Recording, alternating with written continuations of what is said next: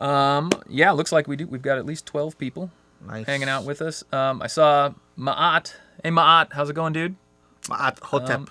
And everybody else, yeah, thanks for all you guys joining us. We're taking questions about the mix review, so feel free to chime in. We can see them here in the comments, and happy to address them when we can. Yeah. Was there another question? I don't think so. No? Okay. Well, I'm going to mention that there's a sale at Groove3 right now, and but it's kind of unique because they're offering like 1 year, 2 year, and 3 year subscriptions for really good prices. Yeah. So if you're not a member, you go should check that out. You check it out. I think you get access to all the content on Groove3, so that's cool. Definitely do that.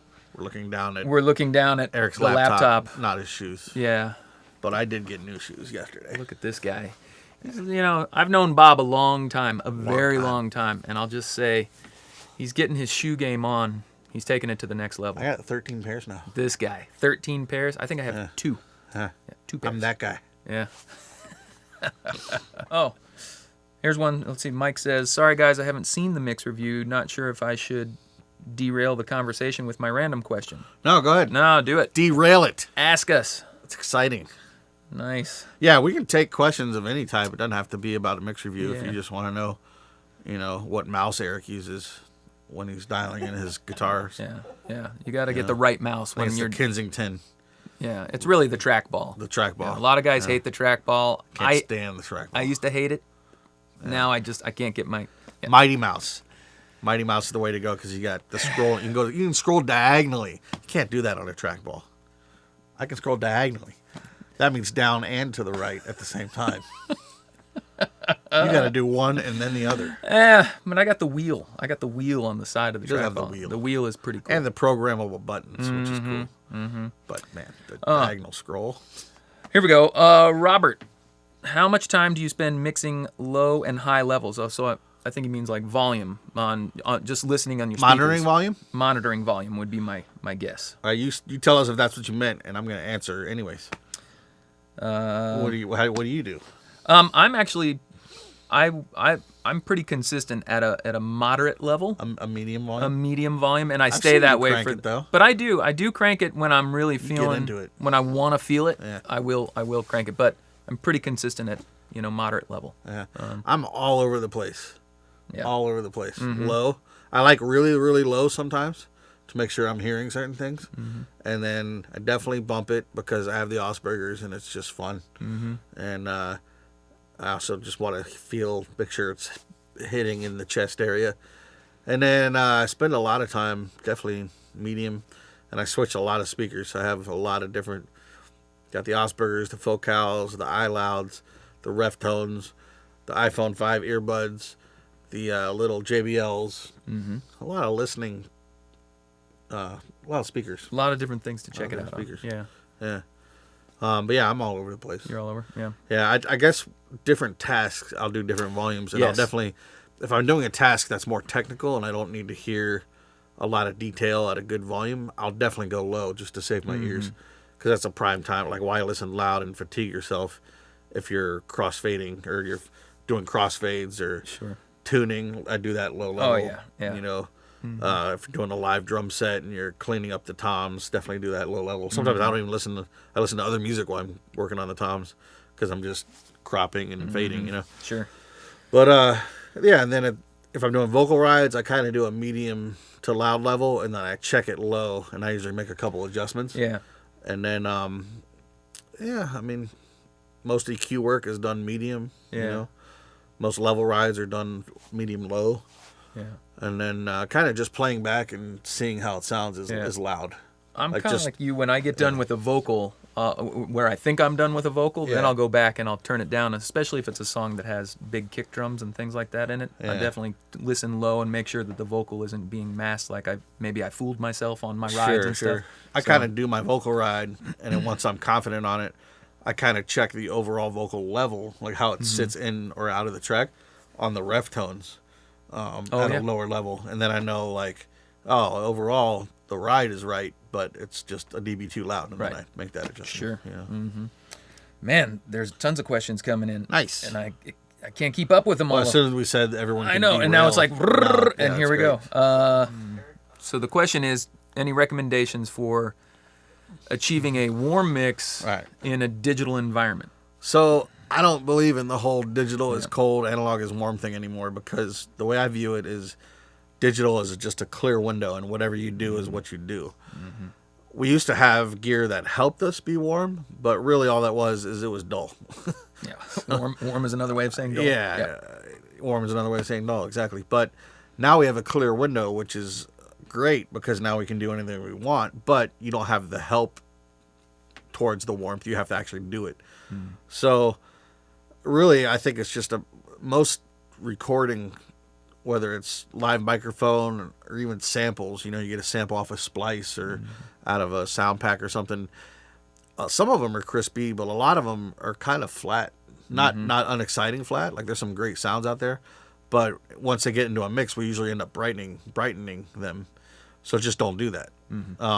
I've done mixes where I was told to keep it warm, and anytime I felt like boosting high end, I just didn't do it. And I told myself, if I need to at the end, I'll address the high end. But I went ahead and did all my low mid sculpting, my low work, compression, effects, and I just didn't do any high frequency boosts, no shelving, no Pultec air, nothing. I left that to the end, and then I started referencing. And the other thing is pick out some warm mixes from other people.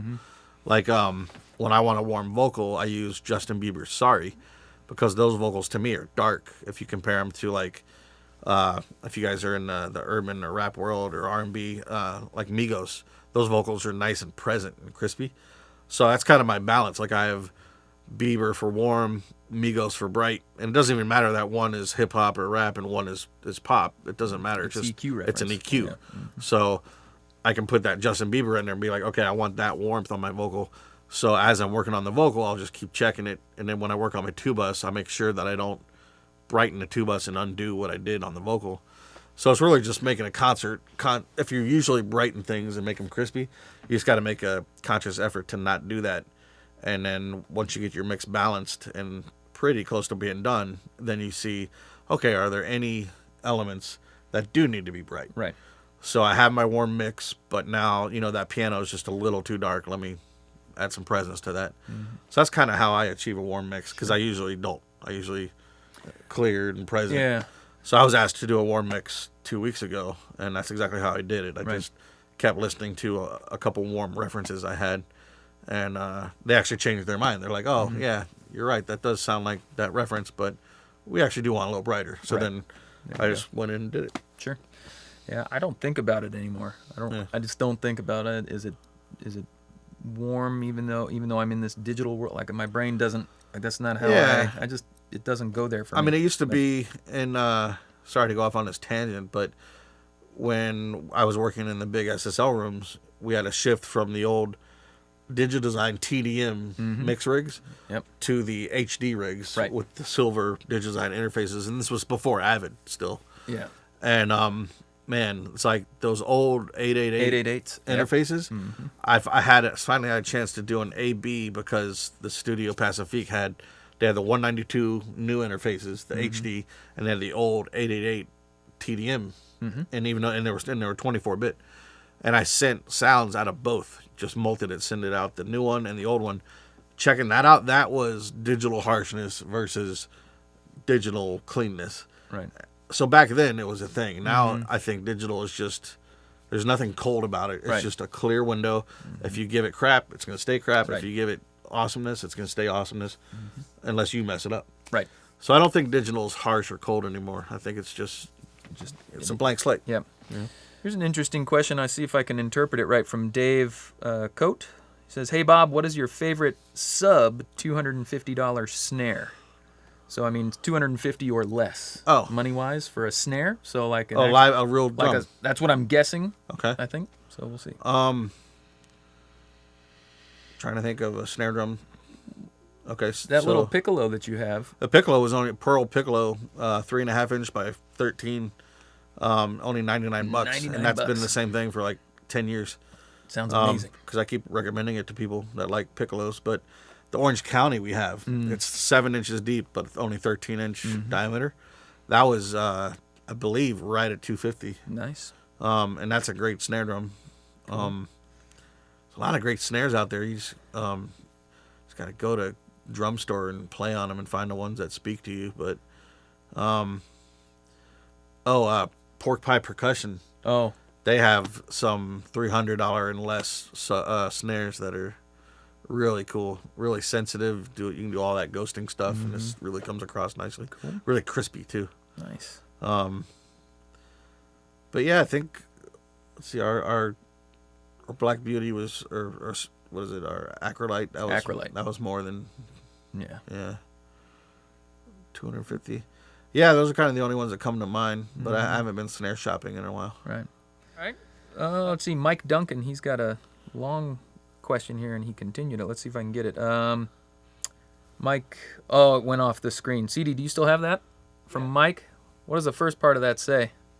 Mike says, I have really always struggled with the most aspects of mixing, but especially bass guitar sounds and the general low end of mix. I always end up with overpowered, sort of muddy results unless I get lucky. I have tried treated rooms, though not to the standards you guys are used to, and Sonar Works, which has actually helped a bit. And then he continued here. He says, even after referencing, I still always end up missing the mark. Although it gets me a bit closer, I end up making subjective decisions that are off the mark and sort of overdo the low end in most cases. I feel like most of the raw sounds I'm developing are probably excessively muddy or warm to start with, and from some of the mix tutorials I've seen over the years, it seems like most people are adding a lot of clarity and high end to their mix elements. Yeah. That's a... First, I think a lot of people gravitate towards clear and clean mixes, and a sound when you're making a song and you're kind of in solo mode always. Mm-hmm. So you do a vocal overdub, you got that vocal a little louder than the track. Right. You're not blending it in. Right. So you hear that vocal and it's got more low end and less high end than you're going to need later on in the mix when you try to pack it into the mix. Mm-hmm. Same thing across the board, piano, drums, guitars. You pull a synth sound out of a plugin like Omnisphere or something, and it sounds great when you're just playing it. Get it in the mix, and maybe it's a sound that you got to kind of bury in the mix. Mm-hmm. All of a sudden, you can't hear it, so you got to filter out the lows and boost the highs and stuff. So I think when it comes to getting our sounds recorded, we never make them as clear as they need to be later. They're always a little bit bigger, a little warmer, a little darker, a little muddier. And so back to your question, when you're talking about basses, a lot of times people are pushing up the mids and even the high end to get a bass guitar to be more clear. And I used to do that. I still occasionally do that a little bit, but now I try to do the opposite. I actually try to shelve the low end. Mm-hmm. And I make the bass extra tight. So if it's a live bass, I might filter it at 50 hertz. And then I'll do a shelf from like 150, 175 all the way down. Of course, it's a shelf. I might do that like 3 dB down. And then I know the bass has gotten nice and tight. It's not boomy anymore, but it's now thin. Right. But now I can compress it. I can do all my distortions, whatever I want to do to the bass. And then I can try to work on inching that low end back up. Mm-hmm. And I might check it in headphones. And I'll get like 3 references. And I'll try to make sure they're in different keys. So I'll get a rock song where the bass is playing really low, and then one that's playing a little higher, and then one that's kind of maybe playing in between. And I'll try to match that low end that way. So more from a boosting after I've really made it tight, not overly thin. I haven't cut the low end away, but it's definitely tighten the lows to where the high end is exposed. Then I just bring the fader up, and it's like I brightened it. Right. You know. Mm-hmm. But then I can just pick one frequency, like maybe 60, but really wide to kind of boost. It's nice subs, but it's kind of going, the width of it kind of goes all the way up to 100, down to like 40. And, rather than have all those frequencies, 200, 150, 100, 80, 60, 40, have them all loud and boomy. Right. I just kind of push that down and find a sweet spot. If the song's in the key of E, push up 60.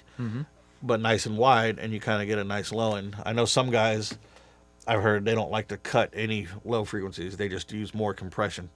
So that's an approach. I don't really do that way, but You know, some guys really like a compressed live bass. I prefer to parallel. That's the other thing. You can make your parallel super tight and really tight on the low end, really tight on the compression, and then you just use it like an EQ. So you got the natural and it's boomy, and then you just push up that parallel and it's less boomy, less boomy, less boomy, and then it starts to get thin, and you can just find that balance where you want that, you know. Sure. So, it's hard. Bass is hard. That's the hardest thing. Yep. You know? Now he says, Mike says, thanks. That's an excellent suggestion. He says, obviously I've been doing the opposite. Well, there you go. Got some tips. When you're recording bass, if you're the producer or you're the engineer and you got a bass player, there's a lot of basses that have active EQs. They have batteries in the basses, active pickups, and those boost knobs on the low end, they're usually set to 60 hertz, just because that's the low E centered there, you know. And people crank that, bass players, and you got to get them to back that down. Like, just go closer to flat or just halfway. I used to have a bass. It was what bass was that? It was a Kerbo, and a Greg Kerbo bass, real expensive bass. And I would crank that low because it sounded so cool. But then I would go to mix my own bass, and I was like, geez, like that's so boomy and out of whack. So get those bass players just to dial that back, you know. Yeah. Digital parallel or double, though. I'm not sure if he's talking about your parallel bass technique, but I don't understand the question there. Like whether to use an aux and send it to make it, or double the track. Or double the track. And Doesn't do matter, it. whichever you like to do. Either one. As long as you have delay compensation, neither one is better than the other, I don't think. Unless you're going to do some kind of clip gain thing on the parallel, right. You wouldn't really need the waveform.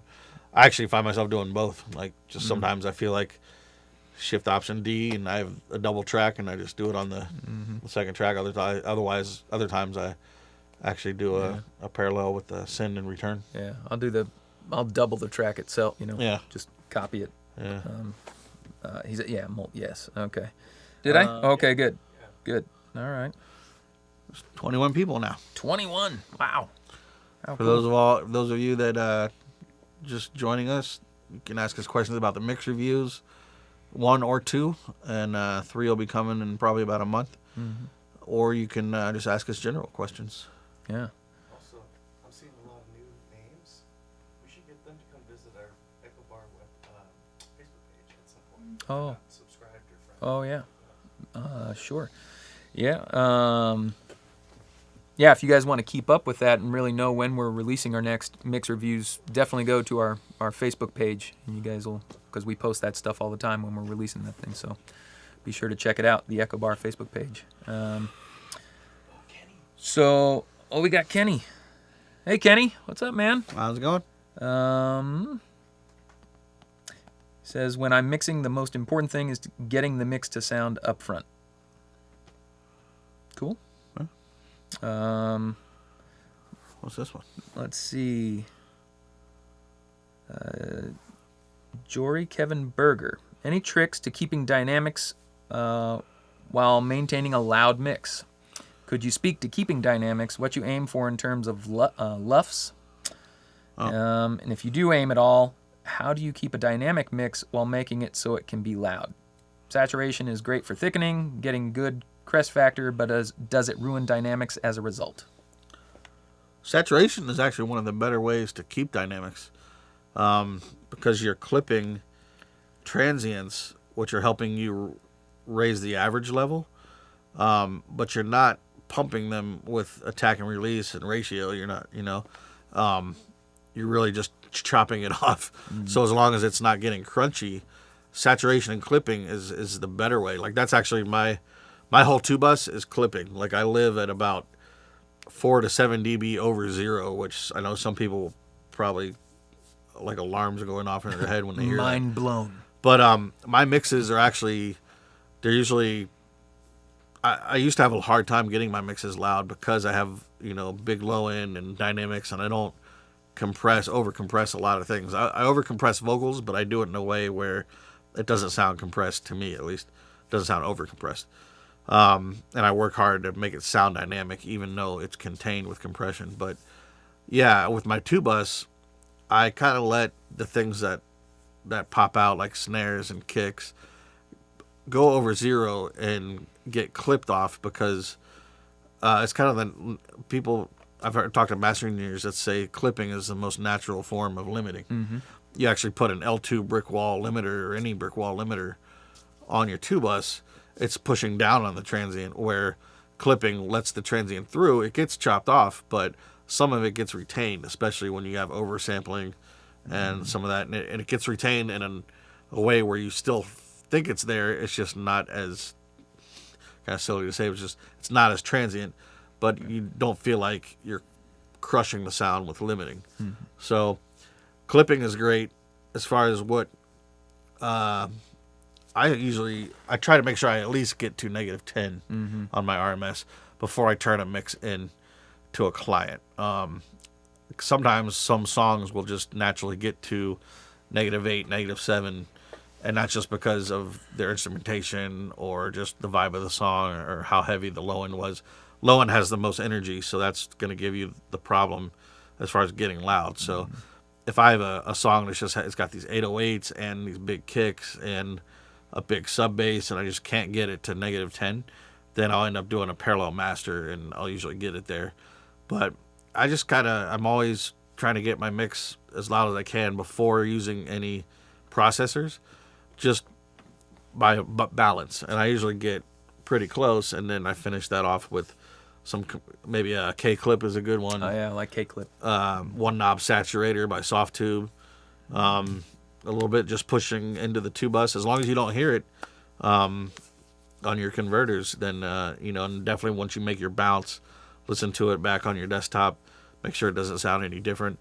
If it doesn't sound clipped, it's usually okay. And this is different from what I turn into mastering. If I'm going to go to a mastering engineer, then I turn it down really low, like 8 dB down, and make sure there's lots of headroom. That way they can do their thing. But I've had many instances where I turn in a mix and the client doesn't, especially if they're like an indie client, they don't master it. They just put it out. Mm-hmm. So I got to make sure I at least get to 10 or -9 on my LUFS in case they do that, because I don't have any control of once they have the file. Sure. We actually missed the second part of Kenny's comment. Okay. He said that getting his mix to sound up front is the most important part, but he was asking what is the most important part for us in the mix. Yeah. What about you? For me, making sure the client paid. No. No, I mean, ultimately, I think I try to listen to what the client is asking for. I'm working on a big band session at the moment, and I know the arranger of the song, for him, it's all going to be about the horns, but it's a full track. It's got drums and we've got bass, but everything for him is going to be about the horns on that. So to me, I'm going to be really thinking that the whole time while I'm working on it. But I guess overall, I don't know if my brain thinks about it like that. I kind of case by case, and I just want it to be what the client ultimately wants from what we're working on. So I don't know, maybe you can comment on it. I want every mix to be captivating if possible. So whatever I find in that production that can grab your attention and make you want to hear the song. Sometimes I find elements that have been put in the song that weren't important to the artist or producer, but I'll find that those are the elements that it's like, wow, that's really cool. If I push that up and make that kind of a thing, make that kind of a feature, it kind of makes the song more interesting. And also intros, like when a song comes on, if you notice with most famous songs that are hits, when a song comes on, within 3 seconds, you know it's that song. Something about that, like take rock songs of the 70s. They come in with the crazy guitar riff, but it's a really memorable riff. Right. And you're like, oh, that's that Led Zeppelin song, or oh, that's AC/DC. I know right away, and you go to turn it up. Right. So if I can always have intros that like they don't meander in and you don't know what song this is, and suddenly it gets into this verse and it's really unexciting. It's like I always try to avoid that if possible. Sometimes you don't have much to work with. Right. But if there's things just to kind of grab your attention right away, that's kind of what I strive for is just making something captivating. Even if it comes right in on the verse and that lead vocal, I try to make that lead vocal sound like $1,000,000, just so it's like, oh, what's this song? That sounds so cool, you know? So that's kind of what I strive for. In your faceness is always awesome. Yeah, definitely. But yeah. Here's a interesting question from, Amos wants to know what we're working on lately. I'm working on that big band session. That's a ongoing project. What are you doing? I guess I can say, if you guys know BTS, they're a K-pop group that kind of exploded over here in the States. I just mixed a song for them. And I'm producing 2 albums for 2 different artists. Actually getting my producer on, playing instruments and making tracks and stuff, so that's fun. And then mixing just a couple just random things along the way. Developing an R&B pop artist with a friend of mine. There was a question about drum reverb back a minute ago, CD. I think he was asking, do we add our drum reverbs directly to our drum bus master, or do we send the reverbs directly to the master fader? I think was the question. Yeah, let me You gonna reread it? Okay. Yeah, that was from Charlie Jewell. I believe I pronounced that. Charlie Jewell. Yeah. Uh-huh. Hey guys, do you guys send your drum reverb returns or any other instrument through the drum bus or straight to the master? So I think he was asking, about the reverbs specifically. Yeah. It depends on the song, but I have a couple of different drum bus master. If I'm doing a parallel, sometimes I'll do a parallel drum bus, and then other times I just have the drum bus. And if I'm using reverb, I'll probably send it straight to the drum bus. Yeah. And a lot of times that doesn't go. I don't parallel it that way. Right. So if you parallel a reverb and you're really processing it hard, like with live drums, we'll go crazy paralleling like 10, 15 dB of pumping compression that just on its own sounds crazy, but it gives a lot of energy when you mix it with the original. So if you send a reverb to that, your reverb's going to be out of whack and jumping all over the place. So in those cases, I think neither one of us send the reverb to the parallel bus, just to the natural bus. But then other times, if you don't have a parallel or your parallel is really light, then reverb definitely to the drum bus. Sure. I know some people have an effects bus, like Pensado. He's got all his effects for everybody go to one effects bus. Yeah. And I never liked that, just because if I solo something, that I'm hearing everyone else's reverb. Yeah. So I just avoided that. But also when I go to make stems later, which Pensado doesn't make stems, he's got assistants to make stems. Right.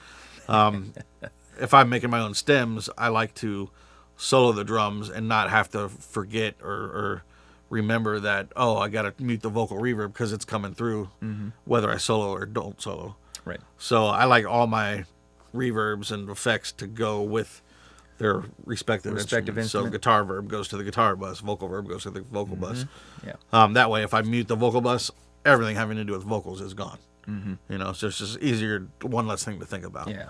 So same with drum reverb, definitely goes to the drum bus, as long as it's not a parallel drum bus. Cool. So Robert was saying, back to the master bus, I don't mix with everything off of the 2 bus and then put it on later.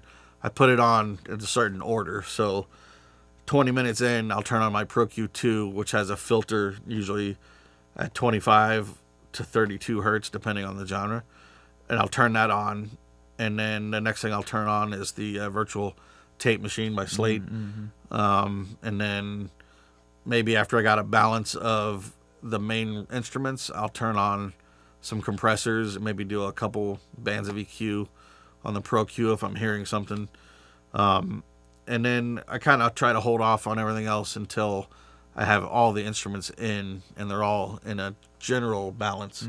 And then I might do, some turn on a saturator, turn on, another compressor or an EQ. Like if I want the whole mix to have a little 16K air, something like that, I might do that, an hour before the mix is done. And then lastly, I'll do my final 2 bus compression. And the whole time I'm checking that I'm going to make my level, my LUFS, like you guys were talking about. I'm trying to make sure I'm going to get there, but I don't really push it until the final vocal ride is done, and I got the vocal sitting, and then I'm like, okay, let me get my final level going, and then I spend another 20 minutes after that making sure that process of clipping or compressing didn't change any levels. Right. And if it did, I might make a couple adjustments, and then I'm finally done. Yeah. So that's kind of how I turn the tuba stuff on as I go. Kind of sequential. I'm kind of the same way. I kind of get the drums and the bass, a lot of the low end elements in first before I mess with anything on my tubas, and then I start building from there. But I know some people that turn it all on and mix through it, and that's fine. People say you have to do that. You don't have to do that. That is a way to let a lot of times what happens is your master tubas ends up working pretty hard, your compressor. So if you have like the SSL compressor on your tubas and you mix into it, you're actually, while you're doing your rides and stuff, you're pushing that threshold, maybe, if you got a good level going, and that ends up becoming part of your balance, that the way that SSL moves. That's fine, but what I found is I mix myself into a corner, and if suddenly the producer's like, you know what, we're going to take out that kick, I have a new kick for you, and that totally changes how it's hitting the tubas. Now I've screwed up my vocal ride because that compressor was working the entire time. So I'd rather get my mix and then have that compressor work 1 to 2 dB of gain reduction, because then I'm not mixed into a corner. If we have to change something drastically, things aren't going to go way out of whack. They're not going to go 3-4 dB out of whack. They're going to go half a dB, 1 dB out of whack. So sure, it's safer to put it on later, in my opinion. Yep. Hey, Eric, Yeah. did we get to Tyrone Harris? No, I missed that one from Tyrone. It was really good. Can we go over that one? Yeah. Can you? Yeah, let me go ahead and say it. From Tyrone Harris, out of all the mixes you guys have listened to for the review submissions, what would you say are the most common problems you came across? Oh. I don't. Well, we auditioned a lot of mixes. We heard a lot of things that everybody turned in, and I don't know that we thought about it in terms of problems. I think we listened to it more about which mixes are the ones we felt like we could help the most. Because some of the mixes that were turned in were actually really good, and it was like, those guys are on the right path. But one kind of Latin mix. I don't know what genre exactly you'd call it. It's like Latin pop, but it was really good. That was amazing. And on that one I did because it was a consideration, but we're like, man, if I was gonna critique this, I only have like 1 or 2 things to say. Right. So we didn't choose that one because it wouldn't make a full episode. It would just be like, yeah, change this and this, and you're done. Yeah. But as far as common problems, we didn't really make a list or anything like that. Some of them were just like, oh, this is too empty. This won't make a good episode because it's kick, snare, hat, vocal, and one synth. It's like, that's just not going to be enough, you know? Yep. Funny thing about the mix review, too, the Indiana song, which was Brandon. Yeah. So Brandon's song, it sounded like it was, even though it didn't have like a drum kit playing the whole time, it sounded like there was enough to talk about, even though it was a small song. And then we got the file, and then it seemed really small. I'm like, oh, I hope we can make this into a long episode. And we did. We ended up finding stuff to talk about. But, a lot of them we were just kind of looking to see which one's going to be a good one, which one can we help out a lot. We didn't really think about what the common problems were. And it was a while back, so I can't really remember. No. And sometimes you don't. Oh, Phil Dubnick, nice. No, you know. What's he saying? He's saying he's really enjoying this Q&A. Thanks for doing it. And I like and appreciate hearing about Bob's gradual mix bus processing approach. Tend to do the same. Cool. Phil Dubnick is an awesome songwriter, artist. Cool. Who went to Berkeley with me. Oh, excellent. Yeah. You guys are old college mates. Yeah. Nice. Here's a question from Paul Lucas. He says, when do you start thinking about automation? I kind of do it as I go, I guess. There's sometimes where I'm working on something and I'm like, you know what? This will be better if I automate it, especially on things like, reverb throws or delay throws or things like that. And it's in that moment I might pull up a guitar and I'm like, this needs a delay throw or something, and I'll automate it right then. Vocals I usually do towards the end when I'm adding the vocals in. But automation's kind of always whenever I feel like I need to do it, I do it. It's definitely when you need to kind of thing. Like when I was growing up in the industry using the SSLs, you almost had to do the automation at the end, or that was just kind of traditional, because if you didn't wait to the end, you had to like fight faders. If you were gonna like, you had the guitars faders here, and then you decide, oh, let me try them here, and you're moving them around over the course of an hour, seeing where they feel good. But if you're already automating, now you got to fight the faders, because it's not like in Pro Tools where you can just easily take the mouse and lower them, or put the trim fader on and bam, you know. Right. The SSL, you got to like play the song and let the time code read the moves and stuff like that. And there's a couple shortcuts, but it just wasn't as easy as Pro Tools is nowadays to automate. So we would wait to the end, and that just kind of, I mean, after 10 years, that's just kind of what I did. So once I started mixing completely in the box, or mostly in the box, I kind of still feel that way. And also once everything's in and your whole balance is kind of there, then automation makes more sense, because if you do intricate, subtle rides later, that they could be wrong. You know, if you change something, add a whole nother instrument, or you haven't gotten all the background vocals in, next thing you know, you put them in, and those guitar rides you did don't make any more sense. Right. In fact, they need to be amplified even more, or you did too much. So for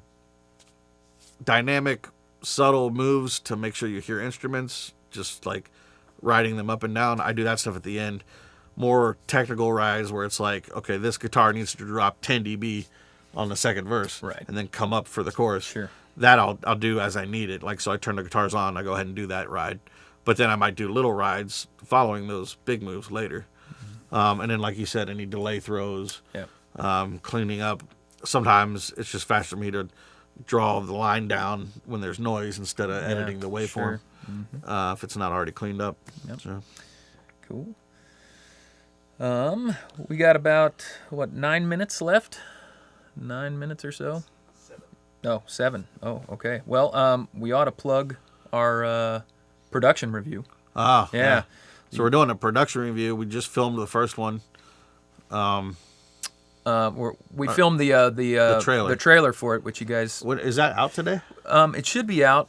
We have it on our page, but it's... are you going to... We probably can't roll it from this, can we? Because the sync is off. Yeah, we don't want to mess with it. But you can check it out. It's on it's on our YouTube channel. Yes, and we'll it's... get Groove3 to post it. And Groove3 will post, Groove3 is going to post it. They're going to post it. So it's like the mix review, but with producing.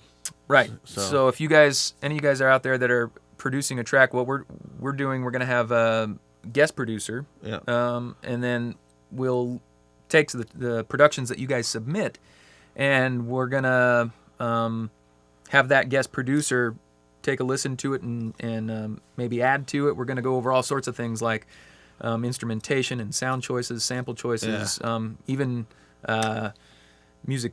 Not crazy on music theory, but chord change. Maybe you play a first inversion, you needed a second inversion, might have made that better, or those types of things. But just kind of the same approach to the mix review. Like, we took, your mix, and then we mixed it next to it, and then compared it. They're gonna take your production and enhance it, or change things that they think enhance, like maybe even arrangement. Maybe you got a chorus that's a double chorus, and it's just dragging on too long, and they'll cut it in half, and then tell you why, and maybe change the drum sounds, and all that. So we're gonna do our first one, and that trailer we'll make sure you guys see that. Yep. And you'll probably submit those right here on the Gurus page. Yep. So when they post that trailer, you guys can start submitting your productions there, and we'll go ahead and pick one of those and get going on it. Yeah. So here's Casper. Okay, Casper, I'm sorry I cannot pronounce your last name. It's got to be you're Scandinavian or German or Dutch or something. Sorry. But you did say, how are you approaching the general EQ curve on your mixes? Are you getting it mainly from individual fader balancing and EQ, and or through top-down EQ? What are your thoughts about this? The general EQ curve on your mixes. I notice, at least for me anyway, I kind of go back at the end after I've gotten all my stuff together, and then on my master I might have a overall general EQ, and I might tweak it from there. I'm not sure if I'm answering that question right. But general as in the master, or just through like general consistent EQs through the mix, which that's never the case. Right. It's always a case-by-case basis. General EQ on the master, I would normally say I would say that's a case-by-case basis, except that when you start to push a mix to get louder, when you do with limiting and whether you're saturating or clipping the 2-bus or whatever, mid-range starts to come up because you're clipping the things that poke out, which are, the low end has the most energy, so that gets clipped the first. So you kind of end up, if you had a smiley face before, that's kind of the most common. Mm-hmm. Everyone likes the smiley face EQ curve. As you get your mix louder and louder, it kind of goes like this.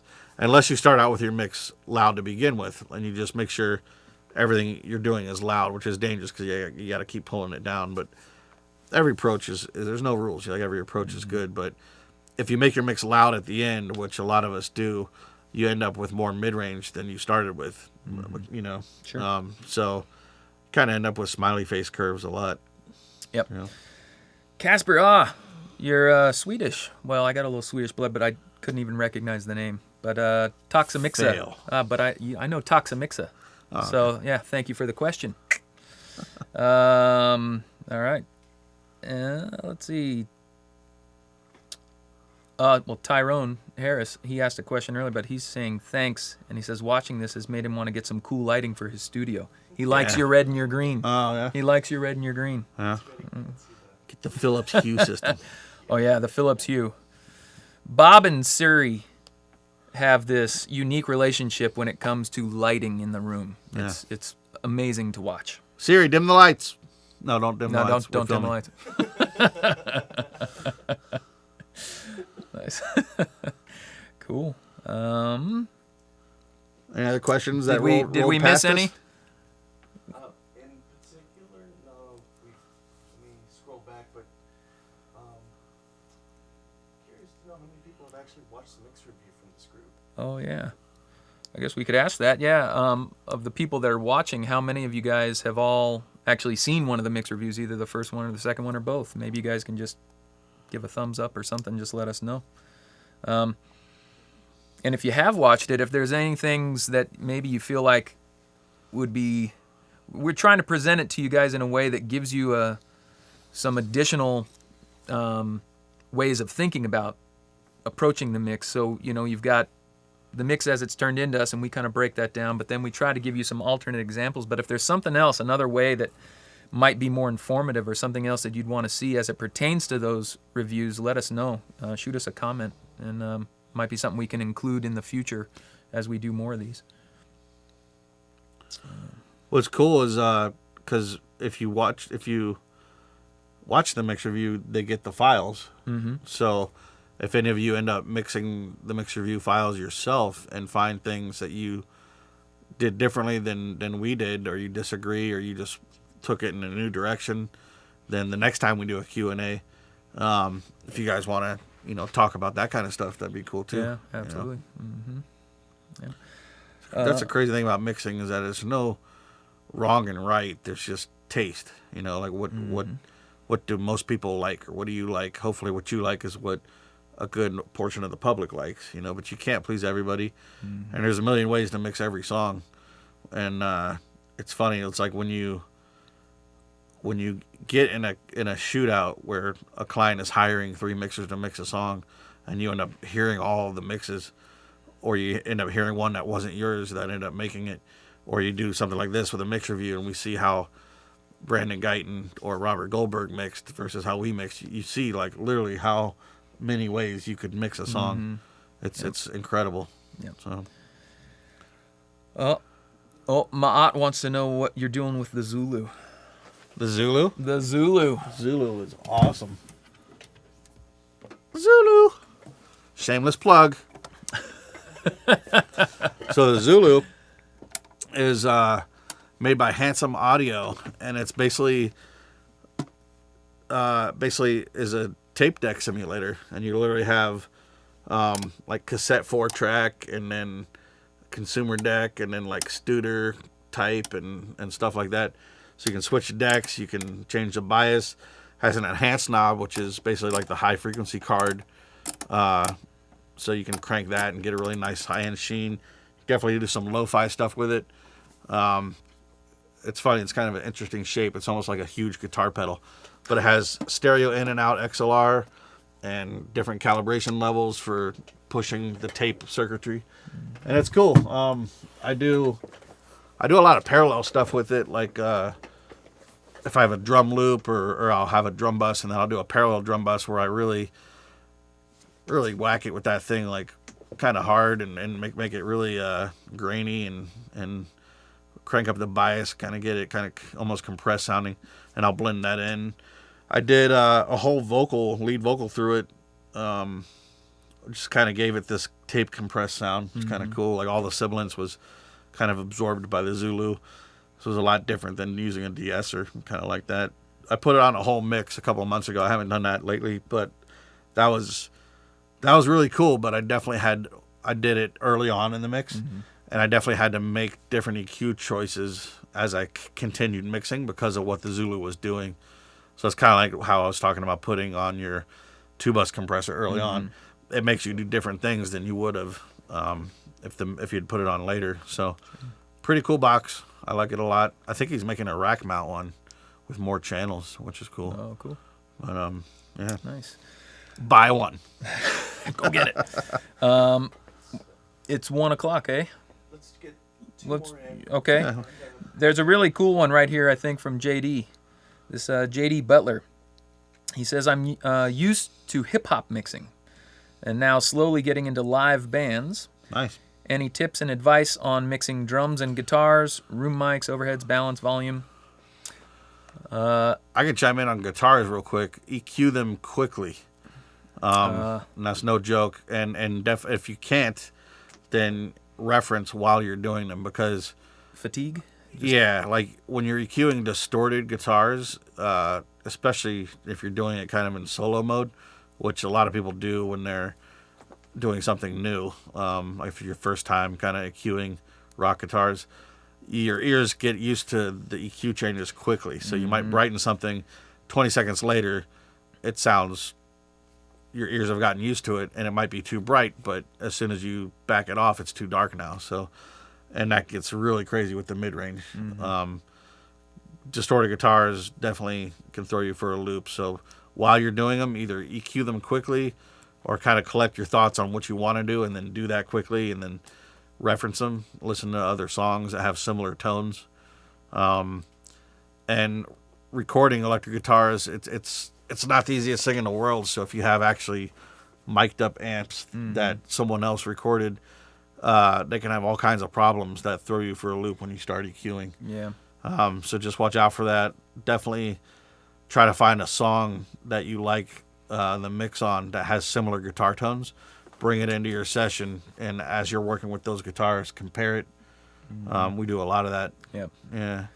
Another thing, too, and this is something that I really didn't start thinking about until a lot later in my career, but when you start dealing with things like the cymbals of the drums and then the distortion of the guitars, if you just come in and you let the band set up and it's the stuff that they have to work with, then so be it. But listen to the way that the cymbals sound on big crashes along with the distortion and guitars, because you can, at that point, before you actually hit record, you have the option to change some of that out, because some cymbals and some guitar distortions and things like that can actually really build up on each other, and it ends up being very difficult to really get the mix right. Whereas if you change out some cymbals or maybe think about a different type of distortion, you can get those two elements to complement each other. I kind of have developed a rule of thumb. I don't mix rock that often, but when I do, I make a decision. Is this rock song going to have bright guitars and warm cymbals, or bright cymbals and warm guitars? Right. You know, and or like Wolf Mother, which is a great rock band, is it all going to be warm? Right. But I kind of dig warm cymbals, because cymbals and rock, they just bash on those cymbals, and sometimes they ride them like a hi-hat, especially on like the choruses. Oh, yeah. And it's just So much. so I kind of dig the warm cymbal thing and the bright guitars, because then you can let those cymbals be loud. Because I'm always, when I have bright cymbals on those kind of songs, I always start to turn them down, and it's like, where's the cymbals? But it's like they're so piercing. Yeah. So I kind of make a decision: warm cymbals, bright guitars, bright cymbals, warm guitars. Yep. When you got bright both, it gets crazy. Yeah. You got one more? I don't. You got it over there? Yeah, Jory Kevin Berger. Okay. Reference monitors. And I like this one. I heard once he might use a Marshall Stanmore. Oh yeah. Stanmore? I think he's asking Bob about that reference monitors. He heard that you use the Marshall Stanmore. Yeah. What was the actual question, though? Do I use it? Yeah. Oh, it broke. And I'll publicly say that sucks, and they don't have a repair department. Yeah, really annoying. $400, and it broke. The way it broke, I unplugged it. The power was on, and I unplugged it instead of turning it off and then unplugging it. Mm-hmm. The thing was amazing, and I've been contemplating buying another one, but I have a power outage or something, Right. and it might break again. I don't know, and everything is like sealed in plastic in the inside, so you can't really work on it. Take it apart. And I asked even my tech, investigate. my tech that I take my studio stuff to, if he wanted to work on it. He was like, nope, no, thank you. So, and they won't work on it, and there's horror stories on the internet that people can't get theirs fixed. So, not cool. Not cool. But it did sound awesome. Yep. Yeah. Well, that's about it. That's about all the time we got. No more questions? No, Well, there might be a we have little more. schedule to keep. Yes. We got, it's one away. Let's go to 110. Is there one more question we can do? One. Okay, we got. Bob wants to go one more. He wants one more. So one more? Who's got it? Who's got the question? One last question. You can even ask about my new shoes, whatever you want to ask. Yeah, yeah. If you want to talk about his new Nikes, he'd be happy to tell you. Okay, here we go. Diego Meza, do you ever deal with guitars that have been processed through plugins like bias or amplitude, and do you apply a different mixing approach? I wouldn't say it's different. I guess as opposed to Amps. miking up Yeah, an miking amp. up an Yeah. A lot of times I hear them and I'm just like, sorry. There's a great one that we like called Oh yeah, Scuffham. S-Gear. SQFFHAM, and it's made by a company called S-Gear. Yeah. And in my opinion, it's probably one of the best guitar simulating plugins there is. I've beaten amps out with it. Yeah. I did this James Bond Hulu series That's thing. right. And they had all these James Bond 60s guitars. And they booked a session. I'm sorry, I'm slamming them right now. They booked a session at a big studio. They mic'd up all these Fender Twins. I beat all the sounds with the Scuffam. There you go. We don't endorse the S-Gear. No, not at all. We just like it. Just like it. But I will endorse it if you guys want to give me. I already have it. I don't need it, I guess. Oh yeah, you already. Never have mind. But yeah, I don't know if they're approached differently. It's kind of with this amp simulators when there's lots of overdubs of guitars, like 12 tracks of guitars doing different things. It starts to sound plug-in-y. Yeah. Starts to sound like too much. Yeah. But I wouldn't say the approach is different. You still kind of maybe they don't have a lot of the problems that you get with when someone engineers a mic'd up cabinet incorrectly. Those problems aren't there, like Right. the super boominess or phase problems between two mics that were already combined. That's the worst. When people use multiple mics as a mixer, I love to get the separate mics because usually they're not lined up unless Right. it was a professional engineer or someone that just knew what they were doing. But I like to line those up phase-wise and then bounce them to one track myself. Sure. You know? Also, so I can choose the blend because I'm a control freak. Yep. But, yeah. Yeah, I wouldn't say there's problems with the or different approach with the plugins. It's just they're a little more finished sounding already. Sure. Yeah. NS10s or no? Not for me anymore. For Used two to. reasons. One, our rooms are extra tight and extra bass trapped, so NS10s just don't sound great in our rooms. We kind of built our rooms to handle big subs and tightly, so NS10s kind of sound a little extra thin in here. I still have them. I still have the amp for them, but I'm a true believer in you got to match a speaker to the room. You know, I had a $5,000 set of speakers at my last studio. Brought them. They didn't work over here. They didn't work over at that studio. They did work over here. and I ended up selling it to a buddy they worked at his house.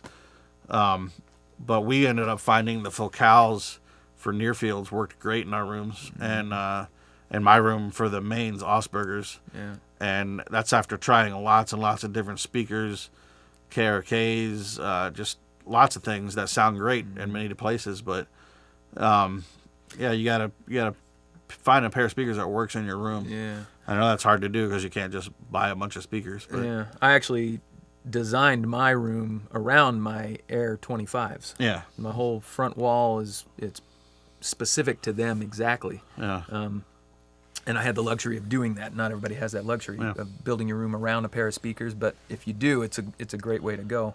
yeah. Just because a pair of speakers is regarded as sounding good, or your friend says, "Oh, these are my favorite speakers. You should get some." That doesn't mean they're gonna work in your environment. So yeah, you just gotta. Fortunately, NS10s.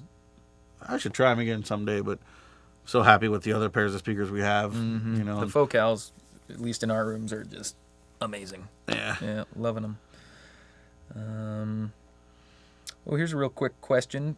Chris Andrews, what is the room dimensions that you are in currently? So our rooms are without all the treatment, with just drywall. It's 21 feet this way. It's 14 and a half feet width, and then we have 9-foot ceilings. Right. So, and that's a pretty good ratio for a nice even dispersion of room modes. And they're rectangles. Yeah, rectangles. Yeah. Rectangles are the easiest thing to fix acoustically. Like people that build hexagon and you know, octagon shaped rooms thinking that parallel walls are bad. Yeah, that's all good and well, but now they're gonna have so many weird cancellations to fix. Yeah, there's all those. Every room's going to have modes in it, but when they're rectangular, it's easier to predict them or calculate them. When the room is crazy angles and shapes, trying to do those calculations is a lot more difficult. And to be honest, I think we'd agree that the hardest part about building rooms and acoustic treatment is getting the low end right. Yeah. The mid-range and the high-frequency stuff is a lot easier to deal with in any shaped room, but the low end is the absolute hardest part to do. So when you've got these weird shaped rooms, you were in an octagonal room once. My room was horrible. And it was nuts. It was crazy. Yeah, we could not get my room flat or close to flat, like musically flat, to make it where I didn't have to do a car check. I had to do a car check to make sure things were right. And things were usually off, and I had to keep messing with them. These rooms, I haven't done a car check in 5 years. Right. Yeah. You know, and just to brag on our rooms, like our rooms, you know, Eric did a great job designing it and research, and Dave Pensado kind of begged for my room and Eric's room to be designed for him next door. So great research, and you know, making sure you're doing things right acoustically is really important. You know, it's hard to just throw up some foam and fix it. No, Can't really do that. Can't do it. Well, I definitely got to get going. Okay. You want to stay? Let's thank everybody for their Yeah, feedback. on the sure. forums, and, Yeah, check it out. absolutely. Well, about time to wrap it up anyway. Yep. So, absolutely, thank you guys, all of you guys, for joining us today on the Q&A. We will definitely do more of these, I think. Yeah, And, they're fun. And also, thanks for checking out the mix reviews on Groove3. Let us know what you think on those. Send us some feedback, either through you can hit our website up, echobarstudios.com, or you can also hit us on our social media channels. Yeah. Mix Review 3 should be in the next 3 to 5 weeks, probably. Yep. And you'll see advertisements for that. And that's a great one. Producer, mixer named Chris Love. And that's a, what'd you call it? It's urban pop song? Urban, yeah. Yeah. Really cool. A lot of great information on that. That's different than these two mix reviews. So for you guys that are into that style of music, definitely check that out. Yeah. Yeah. Thanks for Cool. coming. Yeah, thanks for hanging with us today. And I guess we'll wrap it up. Sure. Yeah. Thanks to Groove3 also. Thanks Yeah. thanks you guys for letting us do this with your community. So appreciate it. See you guys All later. right, see ya.